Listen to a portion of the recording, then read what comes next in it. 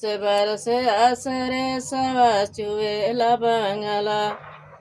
5,000 हमरे स्वामी क कमाई। 5,000 हमरे स्वामी क कमाई। अरे झूलनी गढ़ाई की छवाई बंगला। बरस बरस आसरे सवा चुएला बंगला।